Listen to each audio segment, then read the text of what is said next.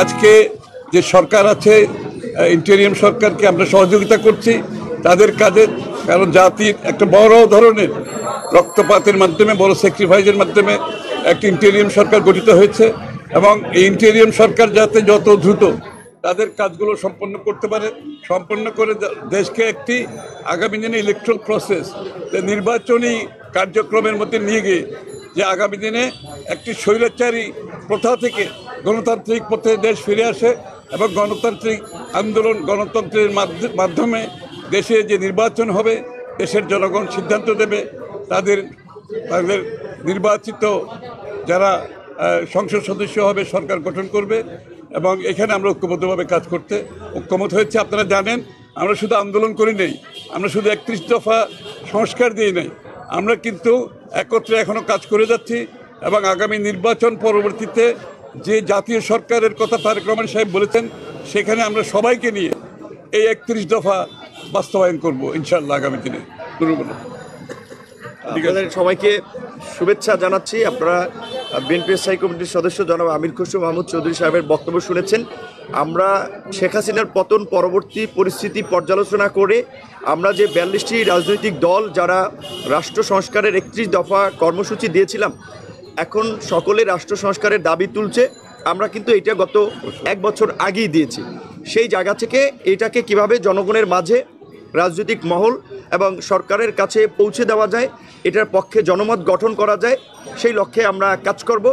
আর কিছু বিষয় আপনারা ইতিমধ্যেই আমাদের ক্ষোভের জায়গা থেকে কিছু কথা আমরা বলেছি, সেটাও আমরা ব্যক্তিগতভাবে জানিয়েছি। তৃণমূলের দু একটি বিচ্ছিন্ন ঘটনা, সেটি বিশেষ করে আমির খসরু সাহেব তিনি বলেছেন, বুলু ভাই সহ আরও আপনারা জানেন যে বিএনপির কোনো নেতাকর্মীর বিরুদ্ধে ছোটোখাটো অভিযোগ হলেও তদন্ত ছাড়াই বড় একটা অংশ নেতৃবৃন্দকে কিন্তু শাস্তিমূলক পদক্ষেপ নিয়েছে। সুতরাং কিছু ক্ষেত্রে দু একটি বিচ্ছিন্ন ঘটনা বিএনপির নেতাকর্মীদের নামে কিংবা তারা করলেও এটা বিএনপি দলগতভাবে সমর্থন করে না এবং বর্তমান সরকারকে স্থিতিশীল করতে বিএনপি সহ যুগপৎ আন্দোলনে থাকা দলগুলো সহযোগিতা করবে। এখন এই সরকার কতদিন থাকবে সেটা নিয়ে প্রায় প্রশ্ন হয়, আলোচনা হয়েছে। সেই ক্ষেত্রে আমরাও বলেছি, যেহেতু আমরা 42টি দল এতদিন মৌলিক দাবিতে একমত হয়ে আমরা আন্দোলন করেছি, সরকারের যৌক্তিক সময়টা সেটা এই যুগপৎ আন্দোলনকারী দল বিবেচনা করবে এবং সেখানে বিএনপি সহ আমাদের অবস্থান একই লাইনে থাকবে।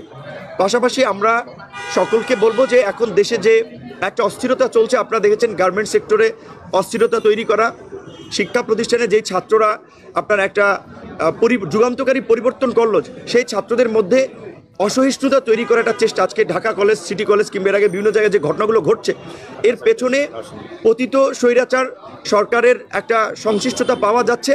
সেই ক্ষেত্রে আমরা সকলকে এই বিষয়ে সতর্ক থাকার আহ্বান জানাবো যে এই সমস্ত ঘটনায় যারা জড়িত হচ্ছে তাদেরকে চিহ্নিত করতে আইনশৃঙ্খলা বাহিনী সহ সরকারকে সহযোগিতা করা এবং এই যুগপৎ আন্দোলনে থাকা দল সহ বিরোধী দলের নেতৃবৃন্দ এটা নিরসনের জন্য কাজ করবে। কারণ এই সরকারের সফলতা ব্যর্থতা সামনে আমাদের রাজনৈতিক দলগুলো দেশের মানুষের উপরে বর্তাবে। সুতরাং আমরাও চাই সরকারের সাথে আমাদের যেন কোনো দূরত্ব তৈরি না হয়, সেটা সরকারকে তার কাজের মধ্যে দিয়ে আলাপ আলোচনার মাধ্যমে পরিষ্কার করতে হবে। ঠিক আছে, ঠিক আছে, ভালো বলছেন, ঠিক আছে, হ্যাঁ।